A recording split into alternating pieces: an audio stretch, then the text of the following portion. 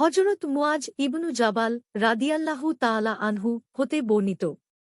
তিনি বলেন, নবী সাল্লাল্লাহু আলাইহি ওয়াসাল্লাম তাবুকের যুদ্ধ চলাকালে জোহরের সময় সূর্য ঢলে গেলে জোহর ও আসরের নামাজ দেরি করতেন এবং আসরের নামাজের জন্য মঞ্জিলে নামতেন।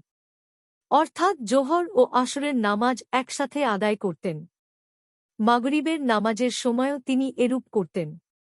সূর্য তাঁর ফিরে আসার আগে ডুবে গেলে তিনি সাল্লাল্লাহু আলাইহি ওয়াসাল্লাম মাগরিব ও ঈশার নামাজ একত্রে আদায় করতেন। আর সূর্য অস্ত যাবার আগে চলে এলে তিনি মাগরিবের নামাজে দেরি করতেন। ঈশার নামাজের জন্য নামতেন, তখন দুনামাজ একত্রে আদায় করতেন।